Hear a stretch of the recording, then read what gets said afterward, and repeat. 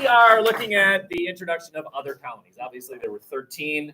You know, you start with one, and then you add one, that's two, and okay. So let's start looking at the development of the other colonies. Yesterday, we met the Plymouth colony. Today, we'll meet the Massachusetts Bay colony. So there's Plymouth. That's the colony of the Pilgrims.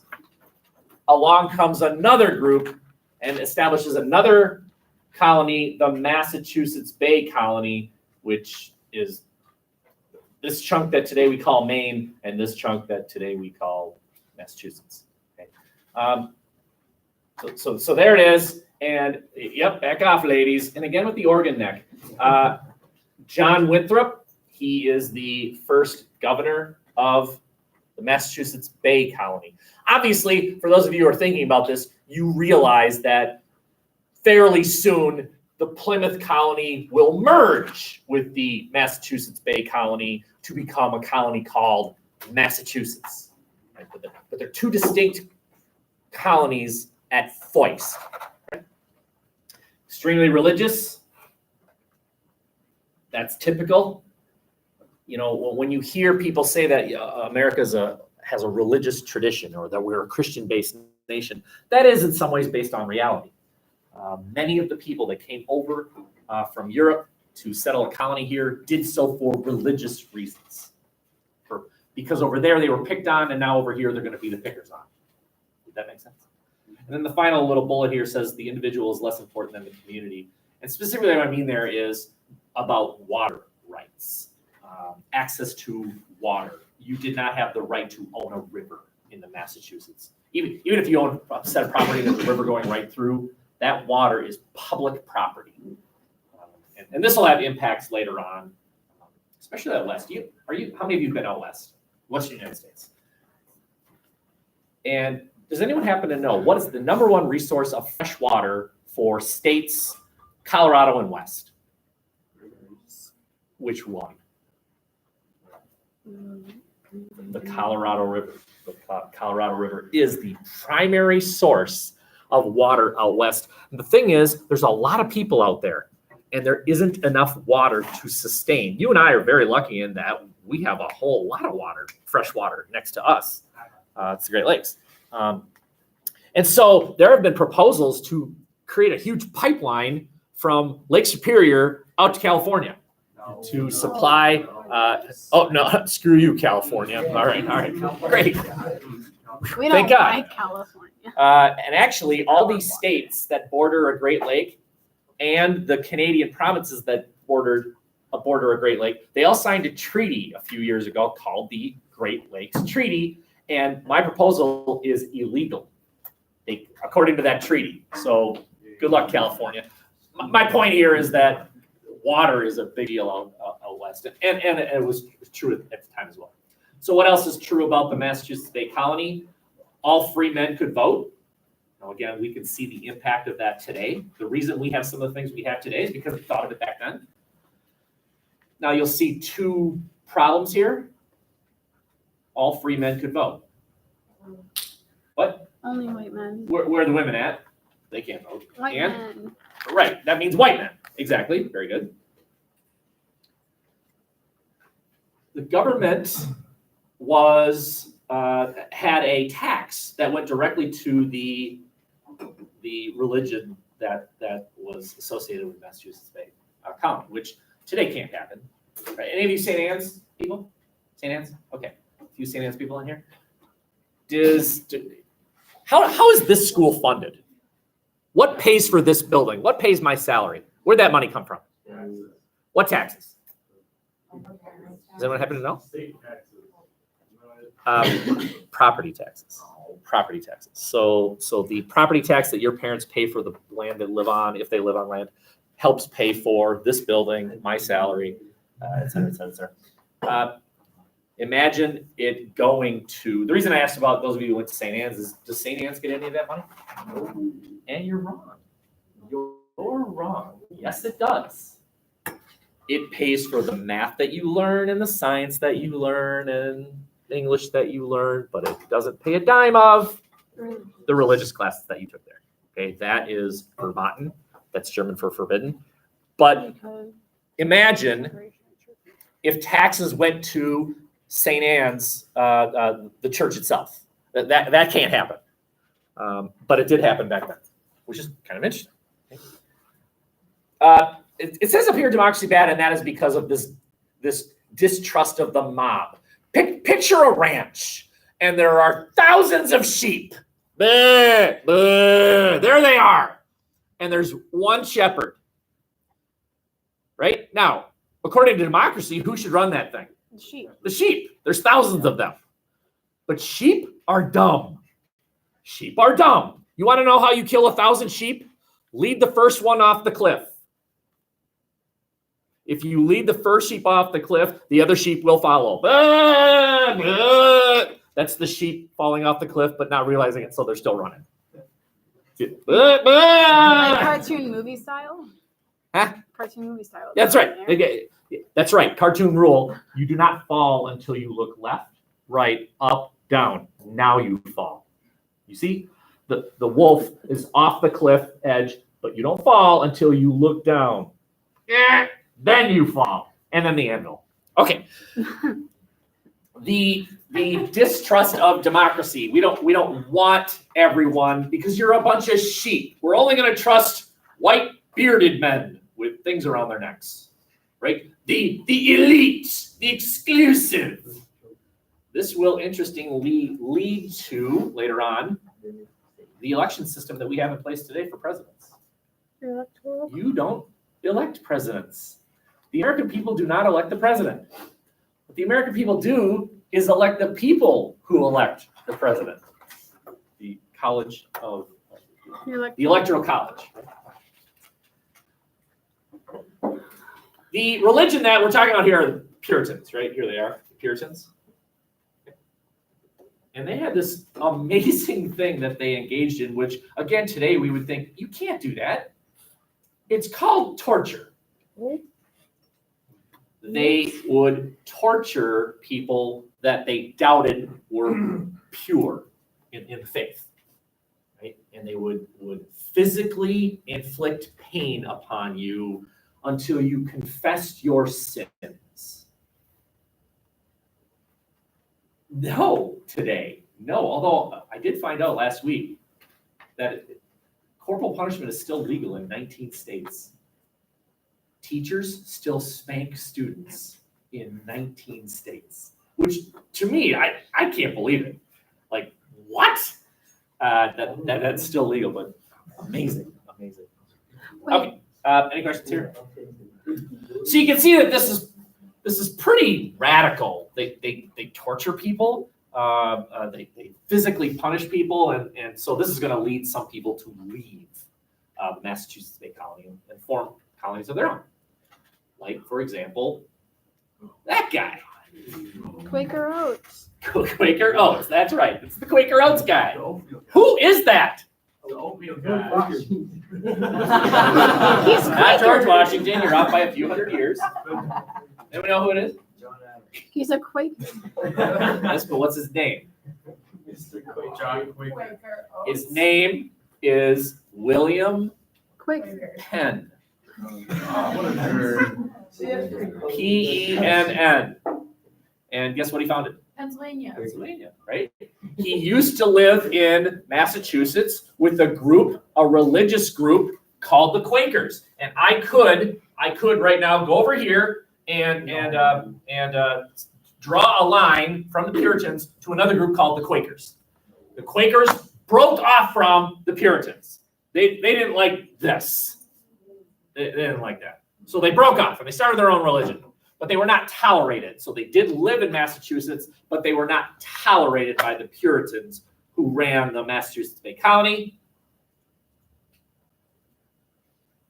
They also had this crazy idea of, hey, maybe we should be nice to Native Americans. Maybe we should be nice to them. And so there was this historical event. It was called the March of the Paxton Boys. Keep track, by the way, of some interesting names given to groups. The Paxton Boys. It doesn't exactly strike fear into you, does it? Oh no, it's the Paxton Boys! Doesn't exactly like It doesn't quite hit like it's the Nazis or it's the stormtroopers or it's the Marines. They sound like boys, right? It's a bunch of little boys and they're playing. Ah! It's awful. So they head out of Dodge and they form Pennsylvania. Here's another individual also persecuted. She's a Quaker. Her name is Ann Hutchinson. She's a Quaker. And she believes that this predestination stuff is a bunch of hooey. God does not know whether you are destined to heaven or hell. It depends on how you behave.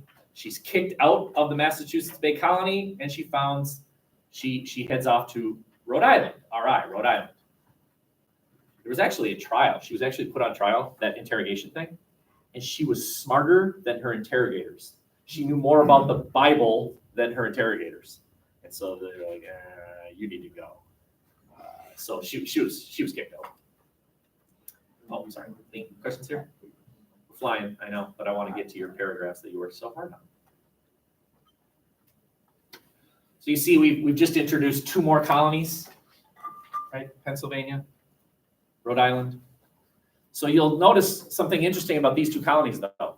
Let me give you the typical way a colony is formed. You're in Europe, you're persecuted for some reason, so you ask for a charter from the king, and then you cross the Atlantic and you form a colony. What's true of these 2? They didn't like other colonies. Sorry? I didn't like the other colonies. You're almost there. They didn't ask for a charter. Well, they did, actually. They did. Still needed a charter from the king. Where did they originate? In the colonies, right? So these are people that left a colony where they were not tolerated. Over in Europe, they weren't tolerated, but at least they crossed the Atlantic. These are people in the colonies already who had religious views that were not tolerated, and so they go somewhere else, where they get to impose their religious views on people. Although the Quakers were fairly tolerant of non-Quakers. We'll get it. Okay, let's meet some more. How about Connecticut? Well, the colony of Connecticut actually founded by the Netherlands. The Netherlands is a playa. The name of their constitution that they wrote was called the Fundamental Orders. It's their constitution. It's the second constitution we've met, is it not? Yesterday we met another constitution. Anyone remember? What was it called? The Mayflower Compact. Very good. Same thing here, right? The idea that we're ruling Connecticut. So now Holland is a playa. Holland's over there. England's over there. Spain is, of course, over here. The French are coming pretty soon. So we gotta hash this up. Maine, more northern Maine. Here's the guy that sort of founded it. Frankly, I don't know why I put that there. That's useless information. Ignore that.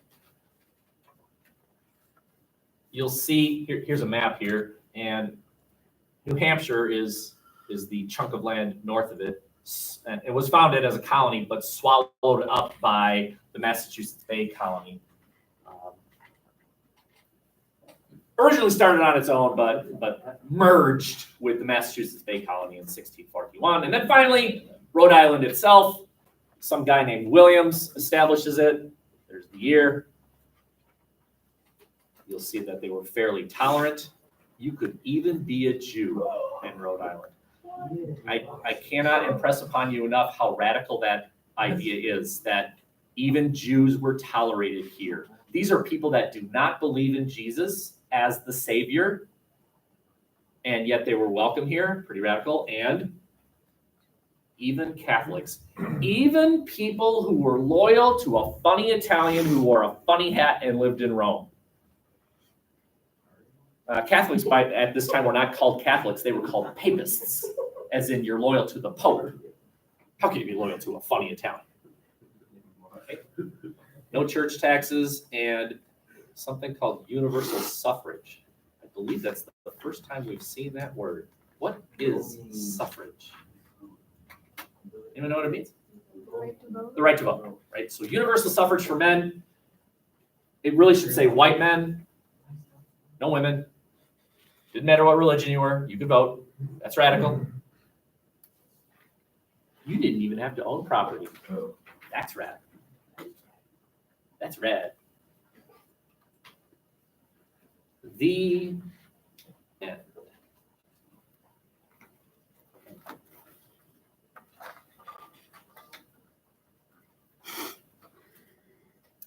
Let's tackle a document or two, and then let's tackle your cut box.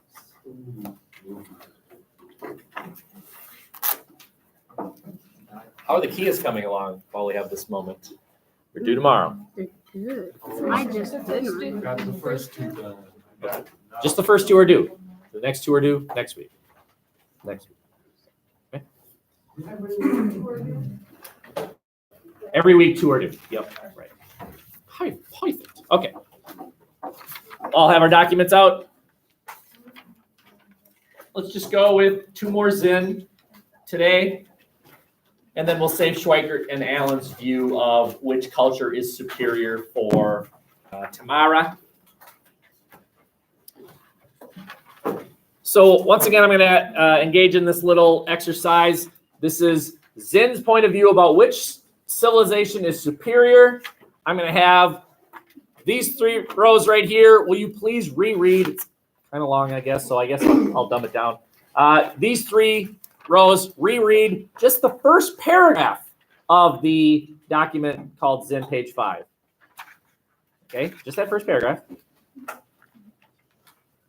I'm going to have these two rows reread the second paragraph of that first document on the back page, starting with the word women, right? And then I'm going to have these two rows simply reread the second Zinn document, Zinn, page 11, starting with the words aspects of it. Okie dokie. Go ahead and reread it. If you're looking for his conclusion, which civilization was superior and why.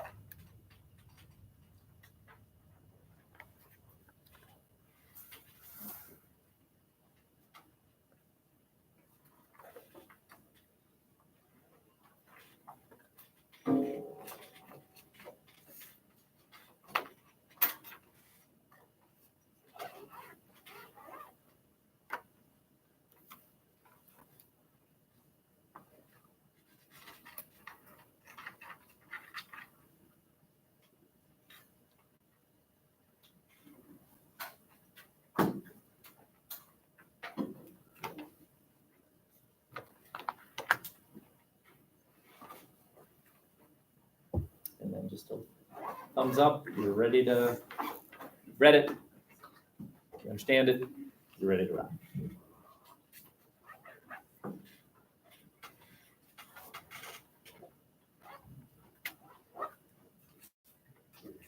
Okay, looks like we're ready.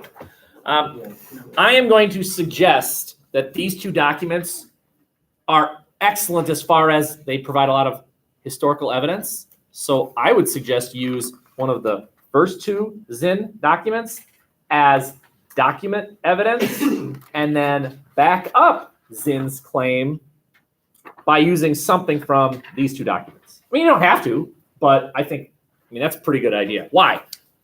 These three rows. What is the first paragraph's argument? Or what's it saying? Indians are great. Yes, but why? Give me some example. You're right. Indians are super. Because they're like more free to more tolerant of each other. Is that what it says? Am I thinking? Does it say they're more tolerant? No. I don't It know. says when they did battle, there were fewer casualties. Okay, so they're less warlike than the Europeans. Very good. They're more fit. They can swim. Oh, they can swim? Oh, okay, that might not be the greatest argument ever. Might avoid that one. Okay. Why do the Europeans fight? Because of the king. Yeah, because some king in some distant land says, kill! Or some pope in a funny hat. Exactly, very good. Some person in Rome with a funny hat says, go kill. Right? It's almost like the Europeans do battle, not for any real reason, but on the whims of these wealthy, distant people. Why do the tribes fight? Sure, they fight. They fight But there's a each other. real reason, right? That you're killing our deer. Hey, that was our river. Right? These are real reasons that they fight, not on the whims of some king in a distant Who land, just right? wants land. And they're never overly violent. Right? Sure, there are some casualties, but not overly violent. Okay, And they don't even have like guns or anything. So they don't have guns, right? Okay. How about these two rows? What's the argument going on here? Your natives are superior because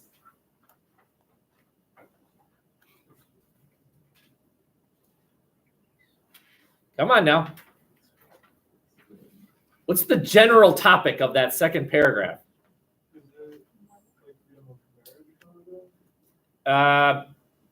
You're not wrong. Who's the focus of this paragraph? Women, right? Didn't I just get done telling you today and yesterday how women had no right to vote and they could not, women couldn't own property. Women were too busy sweeping and vacuuming. While the men were off writing the Mayflower Compact, the women were vacuuming the carpets in the other rooms. And that's not true. Please do not write that down in your Blue Book essay. They didn't have vacuums back then. There were no place to put the plugs, right? They have this vacuum, and where do I plug it in? Oh, right? There's no place to put it. Okay. And here they are. Women are totally equal. Totally equal, right? The specific example is that there were no marriage laws. Women and men just said, hey, want to hook up? That's not what I mean. The formalization of family was egalitarian. Totally. Okay. Great contrast there, right? You could have as an historical example the egalitarian societies of Native American, and then contrast that with the privileges that women were afforded. It's falling water, people. Okay, it's a lot of falling water. Yes. You know, when I was younger, like seriously, like 7, 8, I always wondered, like, if there's so much water coming down, why isn't there an instant like ocean created? Right? All this water. Why are we dead? Right? I didn't understand space.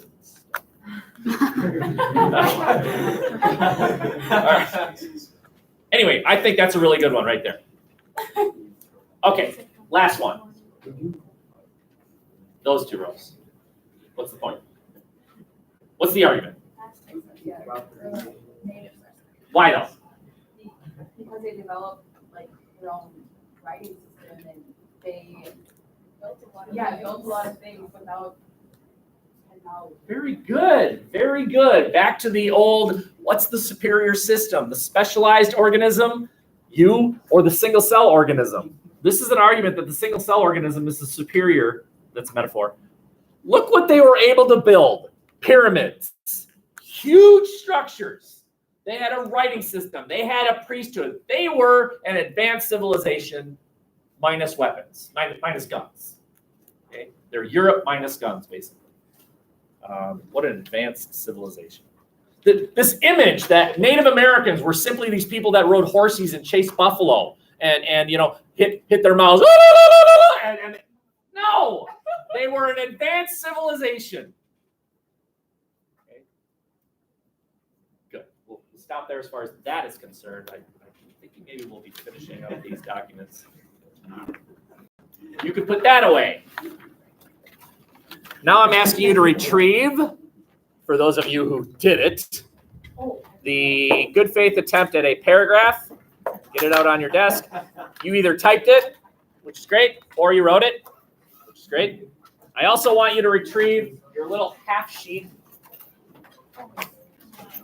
this little cheat sheet guide. And I want you to read your own paragraph like I'm going to read it.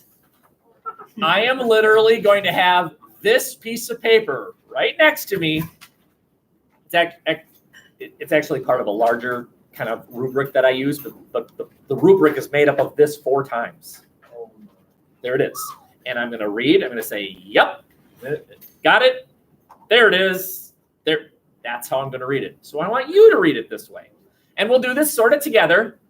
Okay, everyone, looking at your first sentence, is it making a claim? And the claim should be reading something like this. Historian mistakenly believes Columbus was... Now, the word historian shouldn't be there. It should be either Zinn or Schweikert and Allen, whoever you disagree with. And the word to dumb it down is either basically good or bad, but I don't want you to use the words good or bad, right? That's second grade. Okay, do you have a fairly more scholarly descriptive here? Okay. If you do, awesome. You're 1 for 1. If you don't, fix it.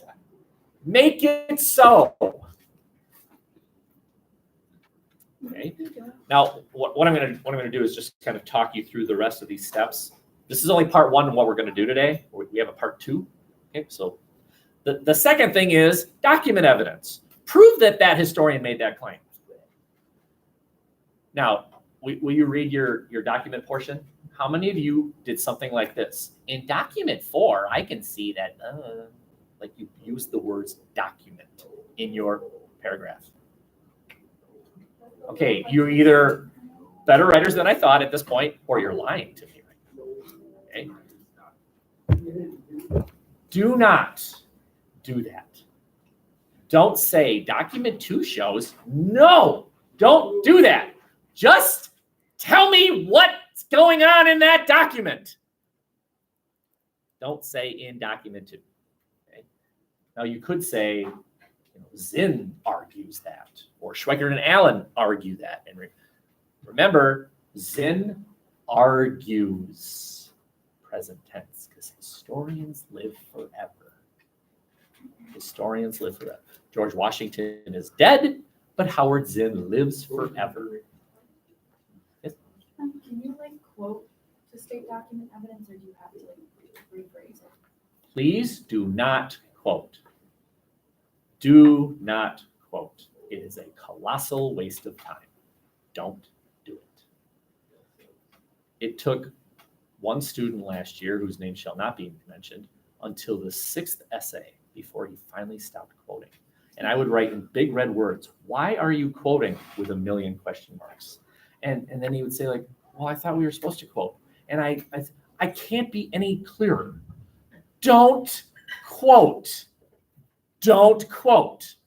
Should you quote? No. No, as Jack Black says in School of Rock. No, it means I was drunk. Okay.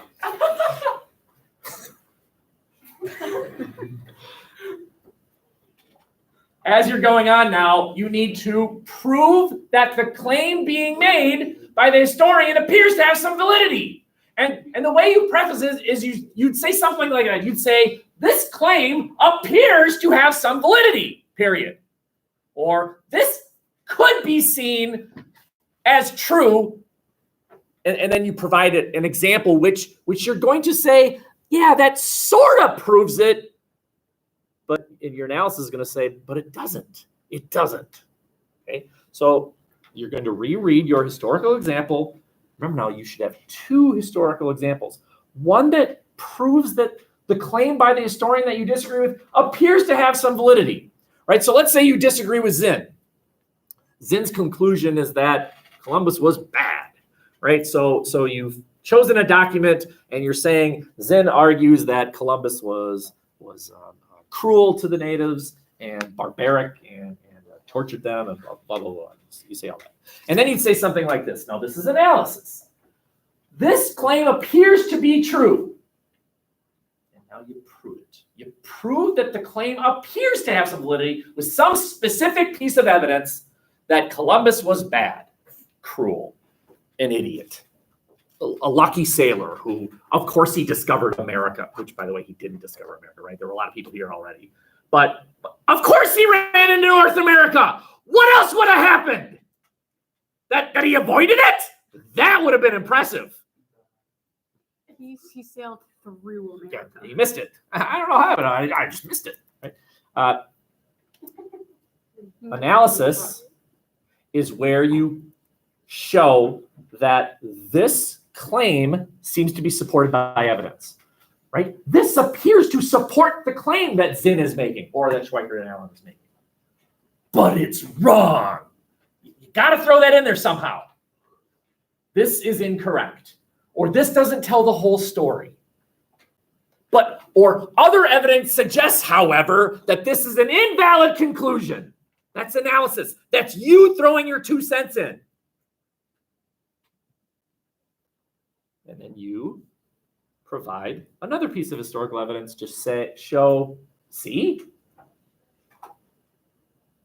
Now, how many of you in this paragraph that you wrote have both historical names? You have Zinn and Schweikert and Allen mentioned. Why? Because you're not supposed to. Why? Because the other is historical evidence. No. You do not refute a historian's claim by giving another historian's claim. Tell me my mom. Say your mom. Your mom. No, your mom. Now, did I win? Did I win this little verbal counter? No, I did not. All I did was say, tell me Zinn was bad.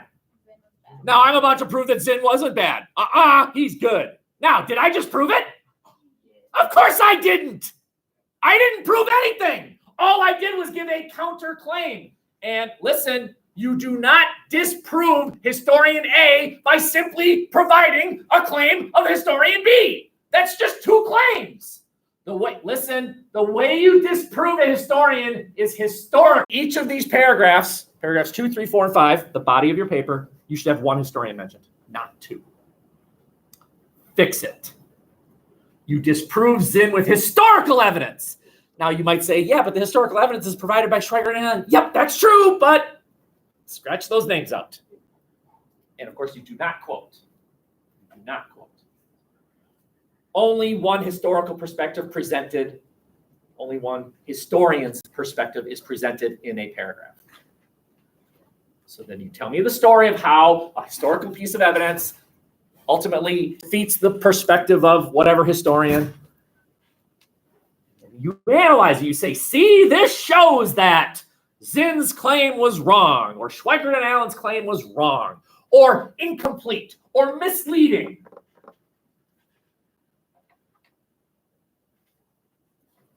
Don't worry about the synthesis.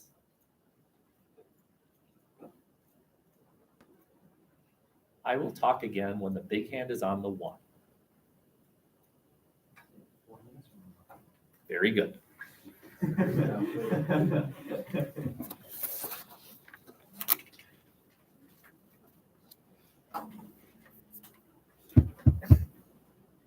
Either you're fixing your paragraph, or you're admiring it because it's perfection, or you're writing your paragraph for the first time. Fixing, admiring, or writing.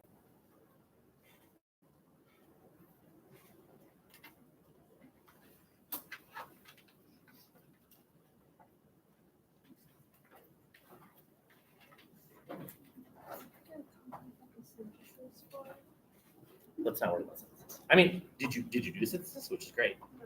Yeah, don't worry about it. We're gonna worry about that later.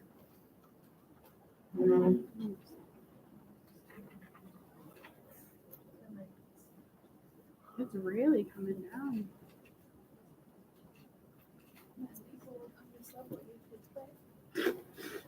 Yeah, but I don't work Subway tonight. I work. I'll be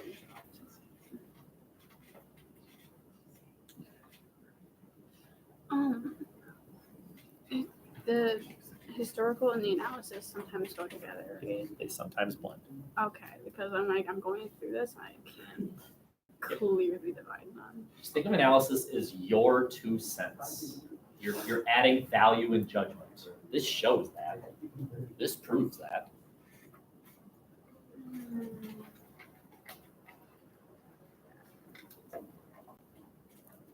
Oops, that should be closer.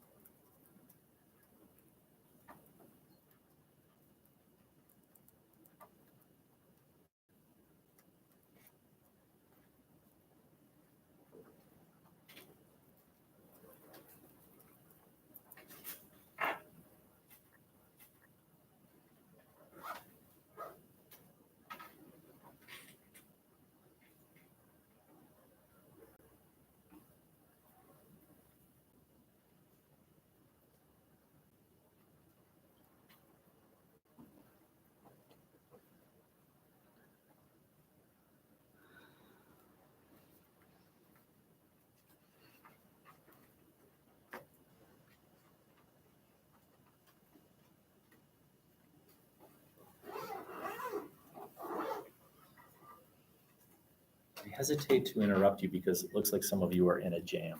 What I mean is you're jamming, you're rocking. But I promised I'd talk, so here I go. Let me say I'm extraordinarily proud of what I'm seeing.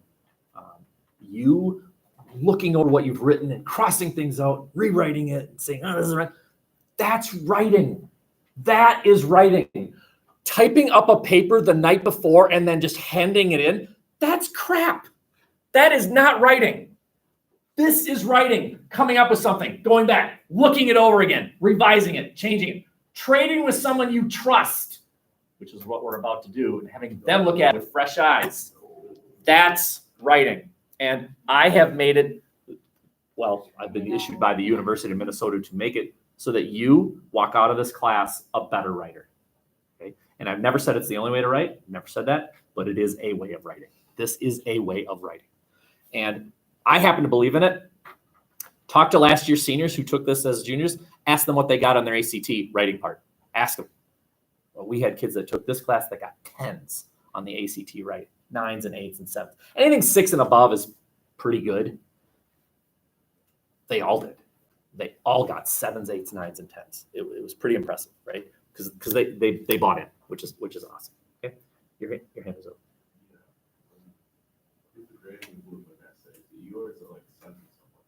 I grade them, and then what I do is I choose 3 sets. Awesomely written, pretty good, and I send them to the U, to my boss, and that's evidence that she says, yep, he's running the class properly. And you'll meet her. She's about that tall and pure brain. And she's maybe the smartest person I've ever met. Very impressive. Okay. So allow me to just say 2 more things. I want you to trade with someone. Give this to someone else, because a lot of times what happens is your brain thinks you wrote something, but you didn't. Your brain fills in what you meant. And sometimes a fresh set of eyes will look and say, I don't know what you're saying here. Okay. When you're writing these paragraphs, and the second paragraph is due Monday. I do not like assigning weekend homework, but hey, today's Thursday. Isn't that interesting? Today is Thursday. If you have homework over the weekend because of what I just said, it's because you assigned you weekend homework. I didn't. Today is Thursday. Okay. And then last thing I'll say, and then trade with someone and just read it over and have a discussion. Like look and say, hey, Paulie, I don't know what you meant by this. Can you explain it? Okay. And this, you're not writing history books. What I mean by that is I don't want a page by page historical summary of what Columbus did. Your historical example should tell me why. It's evidence of what you're claiming. I don't need endless details. And then this happened, and then 1 year later that happened.